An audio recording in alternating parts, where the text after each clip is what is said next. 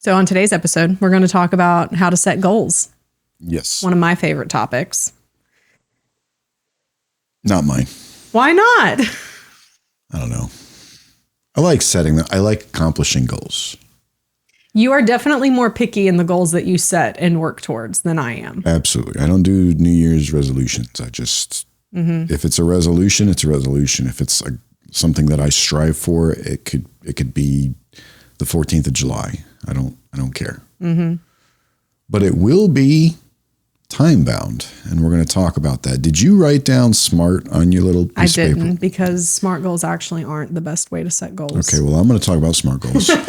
But we will talk about as it. a method, but I'll let you present your flawed method before I present the correct method. Let's do that. So one of the reasons that I love talking about goals, well, first of all, I'm a pretty ambitious person. So I love to have something to achieve and feel good about myself based on achieving it. That's probably one of it.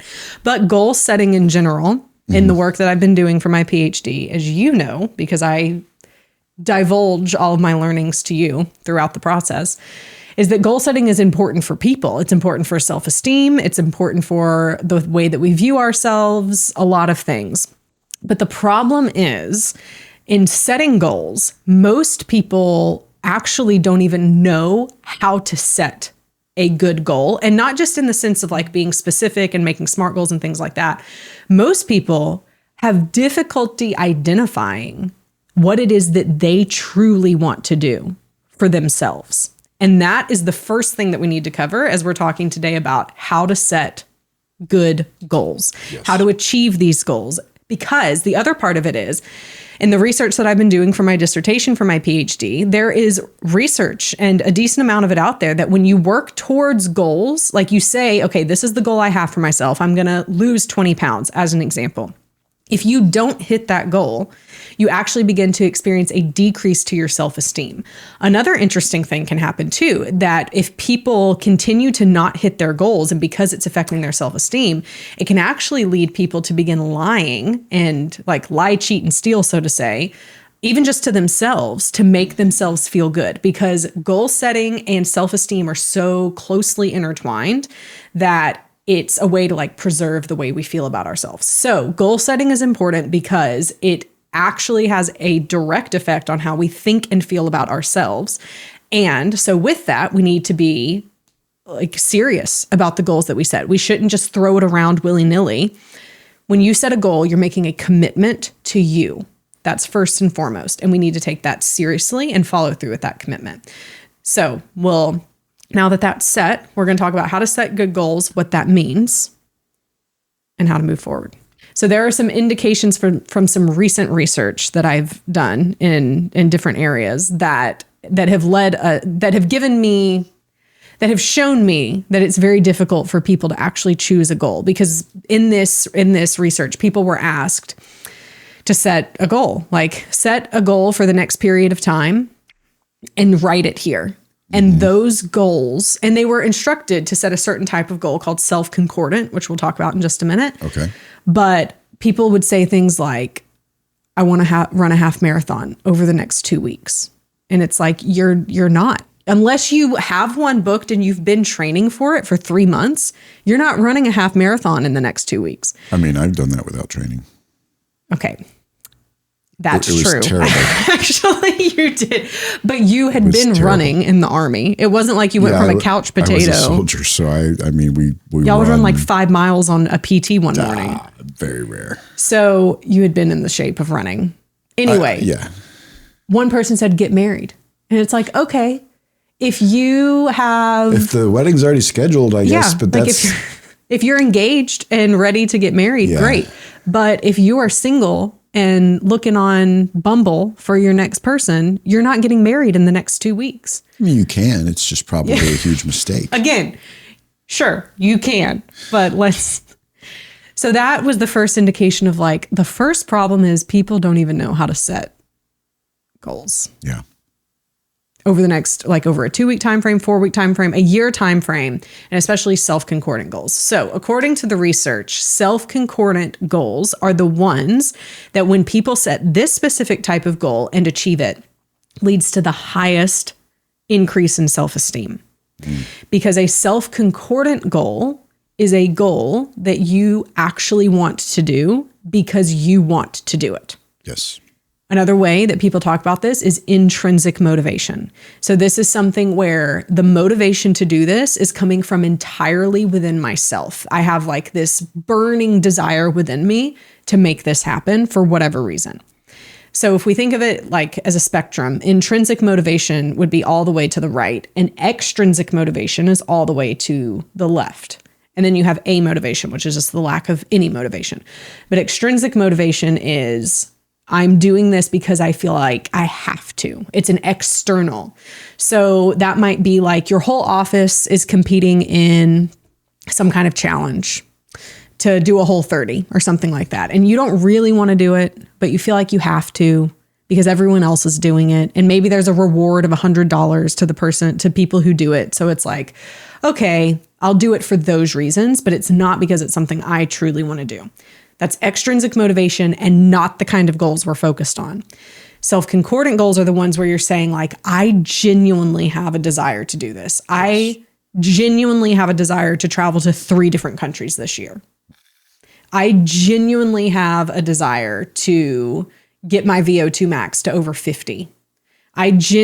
So for me, like it's being able for each person to take time and genuinely think about what are the things I want. If I take away other people's expectations of me, what do I want to do because I want to do it?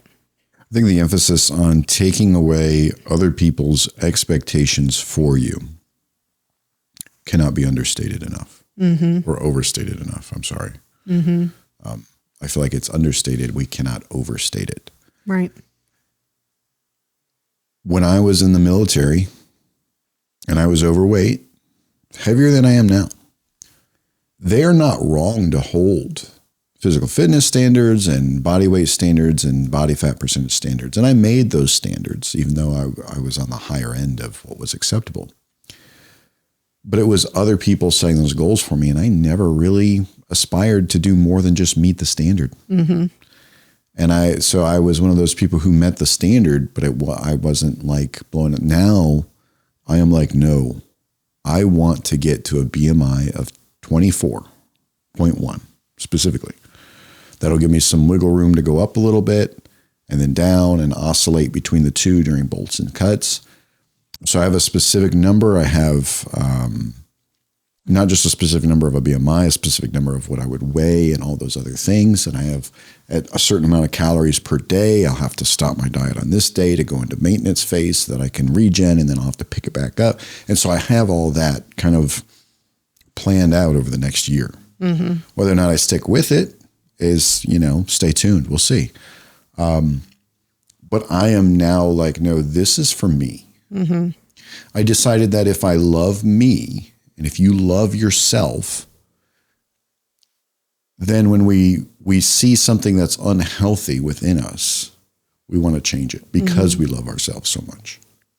So I think that stripping away other people's expectations, if your spouse is pressuring you to lose weight because, they're hinting that they're losing attraction, that stinks.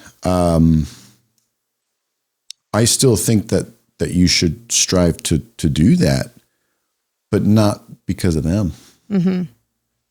If they left tomorrow, hopefully they don't, but if they left tomorrow, walked out the door and never came back, finding the motivation and the reason and the why within you to do it anyway, and it's not for them. It's for you because you love yourself. And that applies to just any goal.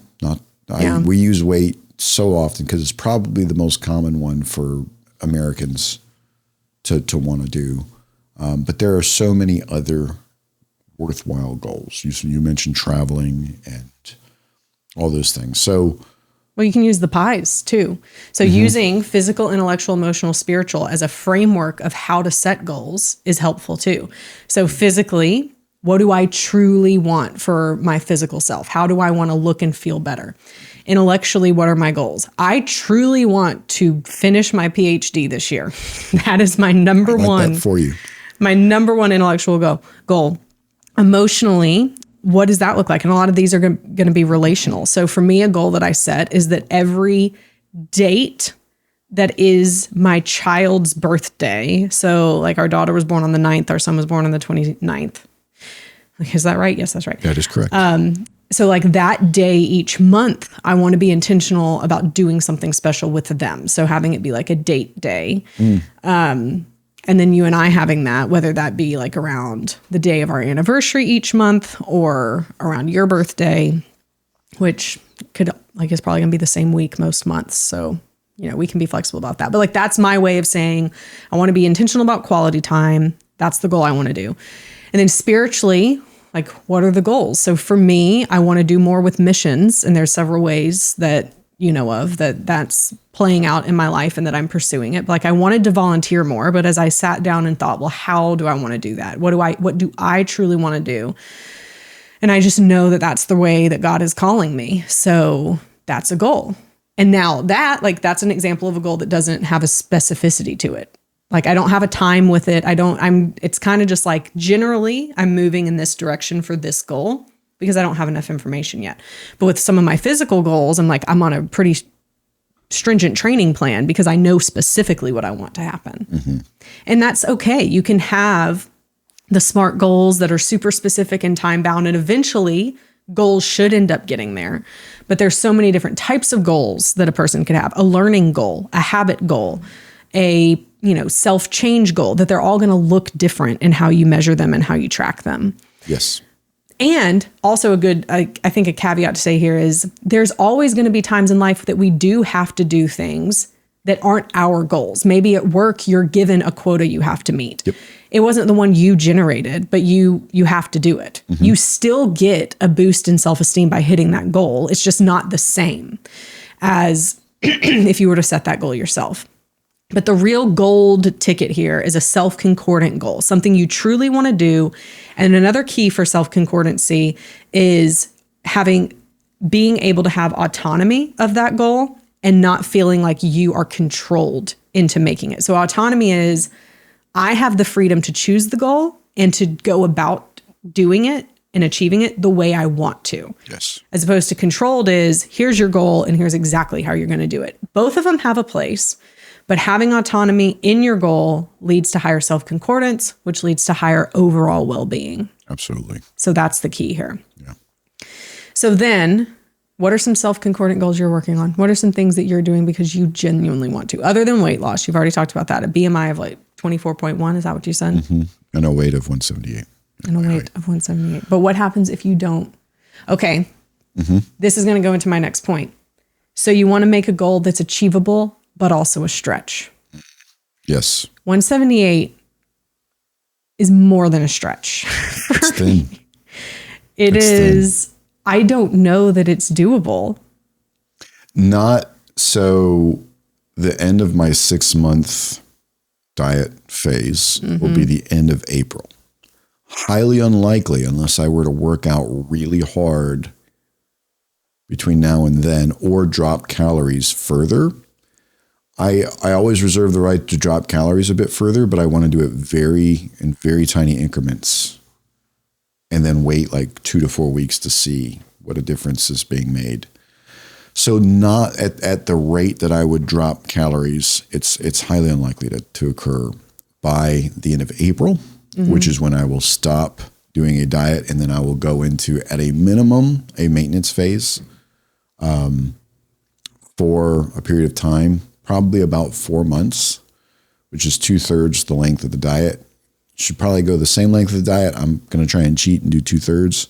And then around the time of the holidays, getting ready to start, pick back up, because I like losing weight through the holidays. It's actually kind of nice in the wintertime and that's kind of personal to me. In the past, I put on the most weight during the holidays in the winter. Mm-hmm. And then I never shed it off. So yeah, actually losing weight over the holidays feels really good. So at the current rate, last week I think I talked and I said I was like 202. Now I'm 201. So a pound a week, right? Mm-hmm. So I'm on track for about a pound a week. And yeah, I won't hit that goal. I'll hit around half that goal ish, 12 and a half ish pounds of fat loss by the time I'm going to stop. So yeah, I'm going to have to pick it back up. I'm going to have to take a break just so my body can just readjust hormones and things. You don't want to tank your hormones, testosterone and things like that for men, and estrogen and other things for women. So you don't really want to tank your hormones and all that. So you do need to take a break. And that's part of the specific and measurable, achievable, realistic part of everything. But a lot goes into building up to the point where I even get to a point where I'm comfortable setting these specific goals, charting out the time, all that. If somebody's never even thought about their macros or their, or even calorie tracking, or they've never opened MyFitnessPal or any other tracking. I don't use that one. I use a different one, but that's the most common one. If they've never even thought about that, then doing all these things, whether it's a self-concordant or a smart goal, is just out of reach. It's so far outside the comfort zone. It's not that they're not intelligent enough to do it. It's just that it's so far outside the comfort zone that it's so highly unlikely to happen. Well, I think there's aspects to it. So first of all, you set the goal of losing weight because it was something you truly wanted to do. You don't feel like there's an outside force or anything like that. Okay. So you said, I want to lose weight. So this is how it goes in phases. I truly want to lose weight. Well, then if we're going to follow like the stretch goal method. So you want to, ideally when setting goals, you want to do something that is attainable, but a bit challenging. So for someone who initially wants to lose weight, it should probably be something like 10 pounds. That is a stretch. Yeah. But it's not 50, it's not 80. Because another part of this is the harder you set it on the front end, the more likely you are to actually not even start because it feels too overwhelming. So true. So you start with 10 pounds. Well, then you get into like the planning process. Well, what is it going to take for me to lose 10 pounds? It means I'm going to have to start eating less. It means I'm going to have to decrease my calories because that's a key part of it. And it means I'm going to have to exercise more. Those are the two key things that have to happen. So that's when you start kind of creating the plan that's going to support the goal. And I think a SMART goal is fine. You want to be specific. I want to lose 10 pounds by when? Well, let's make that realistic too. A half a pound to a pound a week, 2 pounds a week is pretty aggressive. Anything more than that is stupid. So make it something, again, that is achievable yet a stretch. So let's say it's a pound a week. So we're talking about a 10-week time frame if you're going to set this method. So now it's specific and it's measurable. How are you going to measure it? By the scale. Is it achievable? Well, we've broken it down to where it is. Is it realistic? We've broken it down to where it is. Does it have a time bound? Yes, we've broken it down. So you saying, I want to lose 178 pounds. I don't want to lose 178 pounds. I'll be emaciated and I'll die of starvation. You saying you want to be 178 I would like pounds. to reach the weight of 178 pounds. Which was a total of 22 plus 40-ish pounds. 42 pounds you're losing. So from where I started, that would be 44 total. 44 total pounds. But the thing is that I want people to hear, and maybe even you're not doing this all at once. You've broken it into steps. Yeah. And I think that it's appropriate to say, because someone may say, like me, for example, I may say, I'd love to weigh 130 pounds. I weigh 143. And the truth of the matter is, that's an ideal. Like truly in my head, I really just want to be like, have less fat and more muscle, which we talked about in the episode that we covered that. So that, I think it's like a good general thing. But I might first say, well, I'm just going to first lose 5 pounds because for me, that's realistic, but still a stretch. So I want to get down to 137, 138, 137, 138. I may get there and say, it's not worth it. I don't want to continue to do the work to be 130 pounds. And that's okay for people. I think people set goals. Yeah. I want to run a marathon. And then they run a 5K and they're like, you know what? I'm actually good here. And that's another reason it's important to stair step goals. Yes. Instead of setting out and saying, I'm going to run a marathon, and then you have the hit to your self-esteem when you don't do it, you start with, I'm going to run a 5K. And then you reevaluate. And you can have this ideal in mind of, maybe one day I want to run a marathon, and I'll put that on my like to evaluate goal list. But first, I'm just going to run this 5K, and that's what you commit to.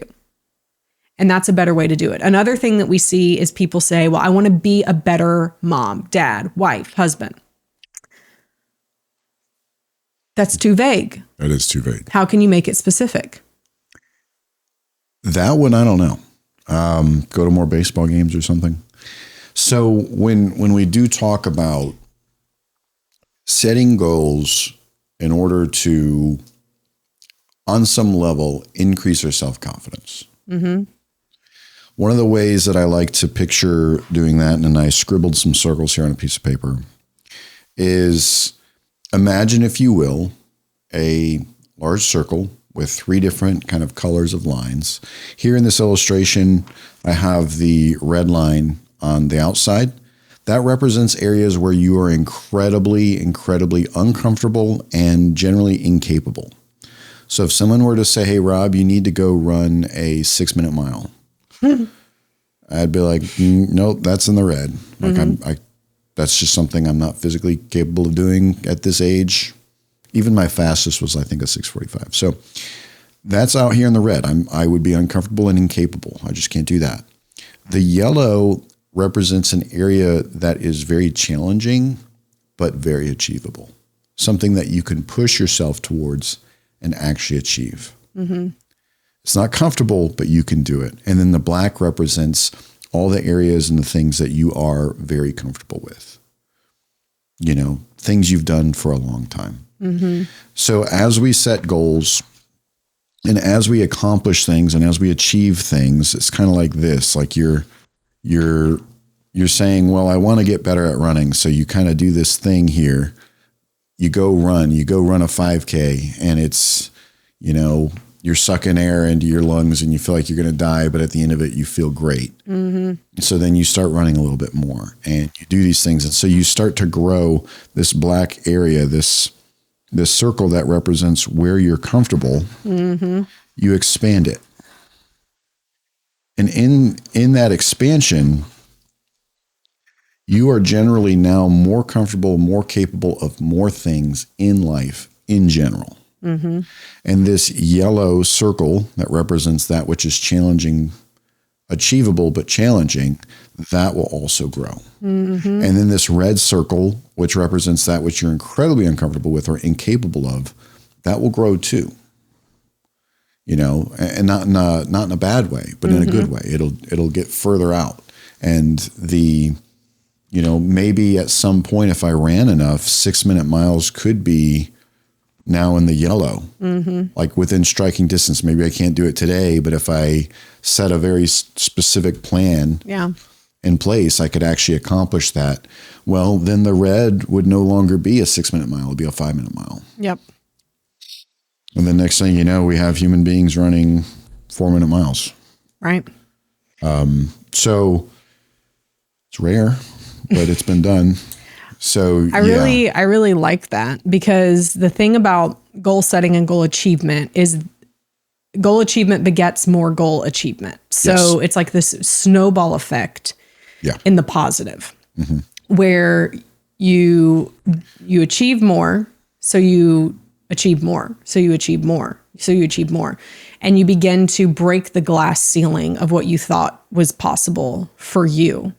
But and that leads to just so much change in our lives and so many good things. But it all starts with being able to identify, well, what is it that I want to do? Having the why that's strong enough to do it, and the competency. So someone who, someone might say, I want to run a 6-minute mile, but they can't. Like for some reason, maybe they're wheelchair bound. Like that's may not be the goal for them, because they don't have the competency to do it. So make sure that you are also picking or just the capability. If you're wheelchair bound, it's not that you're incompetent. You just physically you can't. Well, that's right. The word in the research is competency. So when we look at self-determination, it's autonomy, competence, and relatedness. And I'm not going to talk about all 3 of those, but it's exactly what you said. Like, why do you want to do it? Is your why strong enough because it's truly coming from within you? And a lot of people do struggle making goals, I want to go back to the relational part. Like, I want to be a better blank person, friend. Well, then take time to identify what is the area in which you feel like you're not.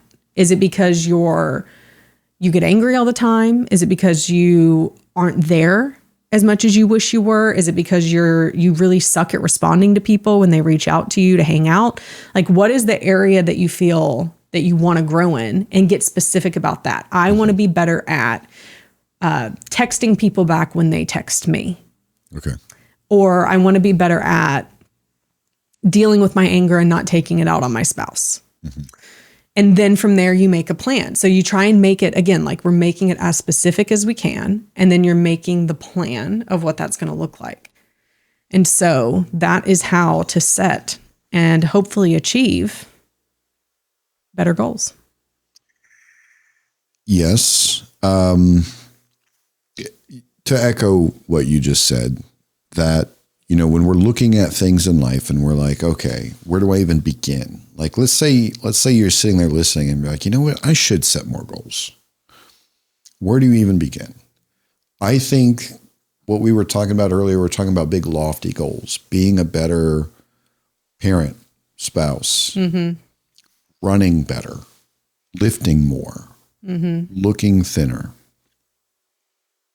There are a lot of things that are just kind of these lofty ideas. And I think you should ask yourself, what do I want the most? Where do my thoughts keep coming back to day after day? When I, lay down to get ready to go to sleep at night, what kind of hits my mind besides worry or anxiety or anything like that, or work-related stuff?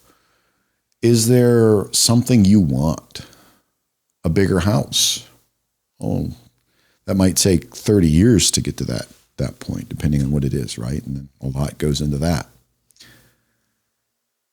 Whatever that is that you want the most, and I would say with the caveat of something that could be realistically achieved within the next 12 to 18 months, a lot of times, maybe bigger houses in there. But if you're in a situation where that's just not in the cards financially, that may be a loftier goal that you keep and you don't give up on that dream, but that you set smaller goals that could actually stair step up into that.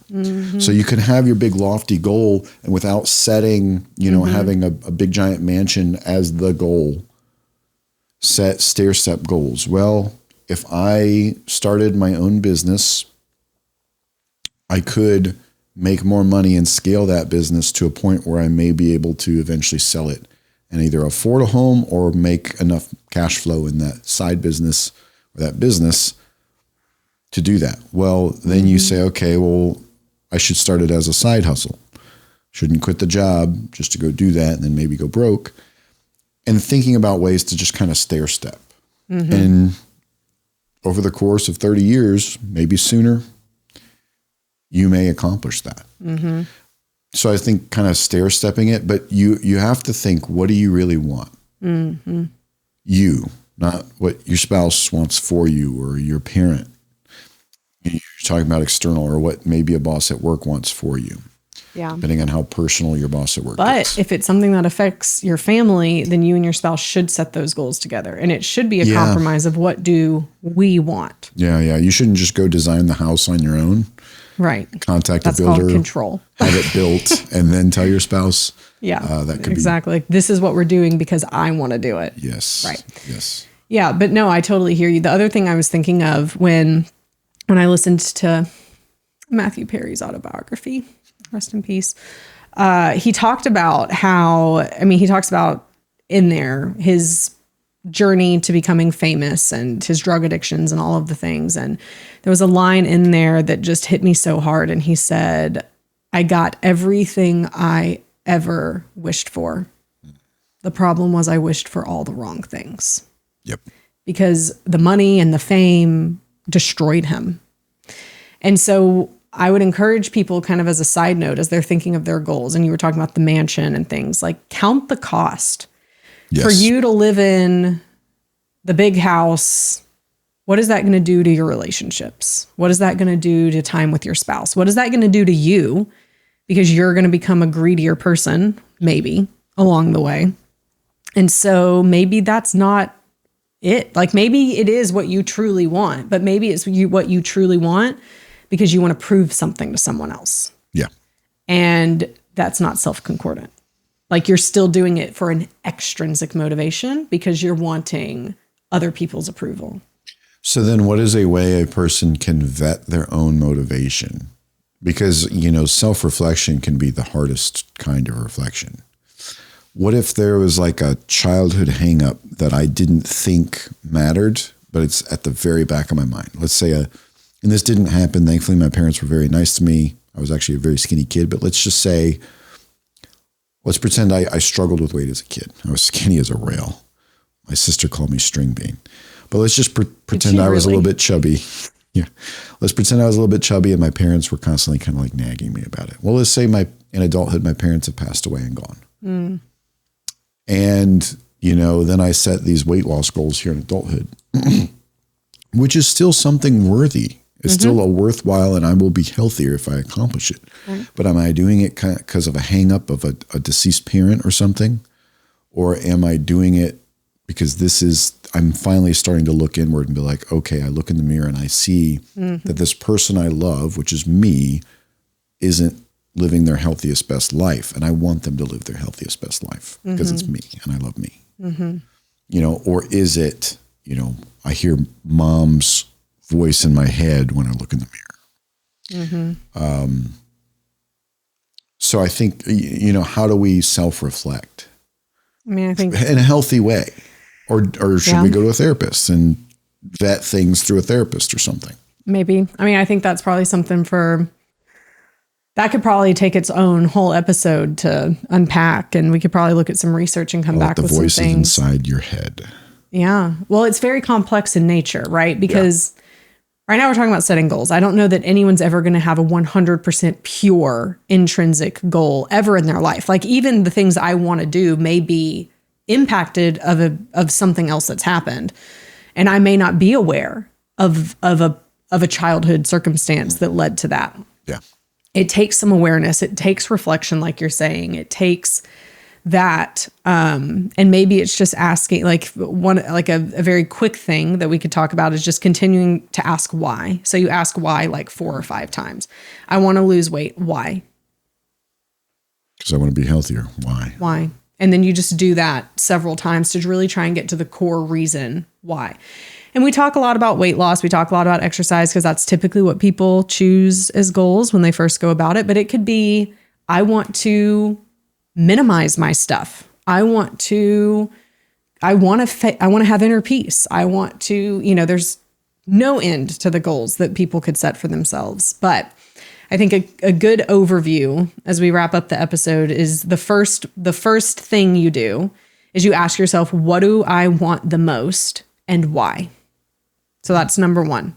Number 2, then you take that and you set a self-concordant goal. So it truly is like, I want to declutter my house. And that's what they want to do. So I want to declutter my house. Why do I want that? Because I'm going to feel clearer in my head, and I want to give my stuff to people who need it, and all of this stuff. Okay, so then how do you make that self-concordant? Well, I'm setting this goal because I want to. It's not because anyone else is making me. I feel like I have the autonomy and the competence to, so it's kind of like a check mark.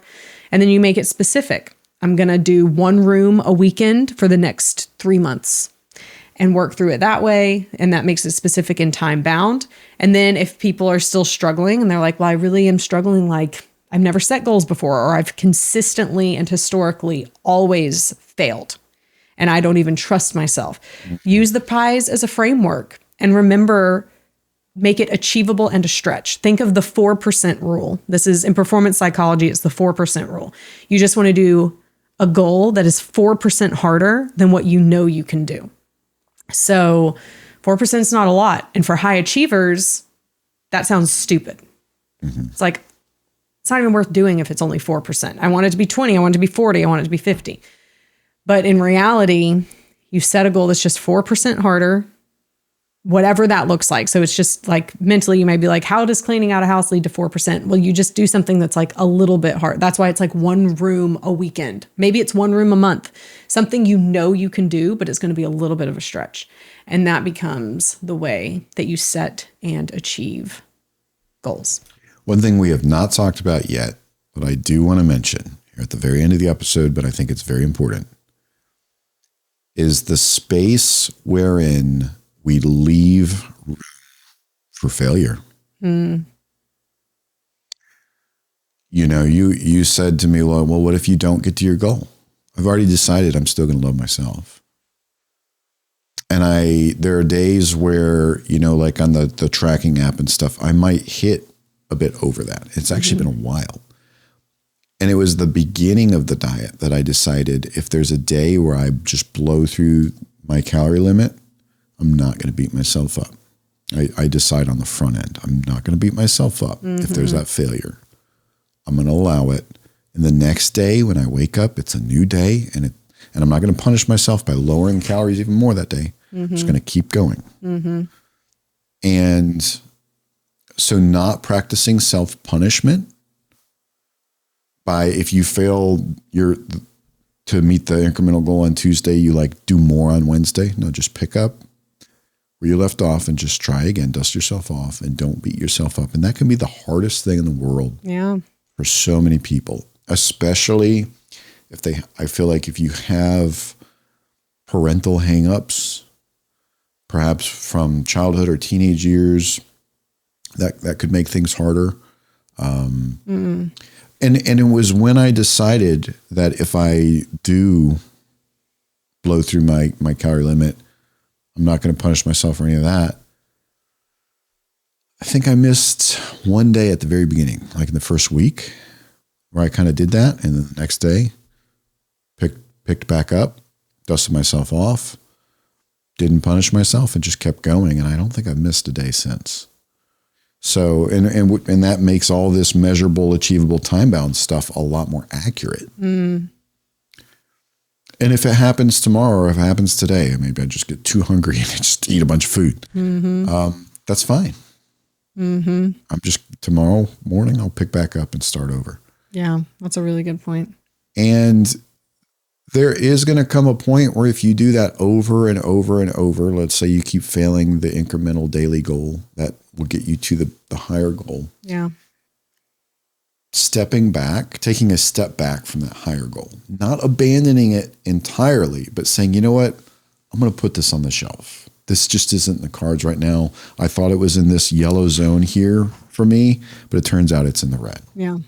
So what I'm going to do is I'm going to lower it to something that's closer to what would be yellow. You know, you may discover that I think some people, when they strike out on diets, I've seen things like 1,500 calories a day or something. Unless you're a tiny petite woman, if you're a dude and you're like anywhere close to American size, that's probably way too little, you know? So, leaving room for failure and not beating yourself up. And that can be the hardest thing in the world.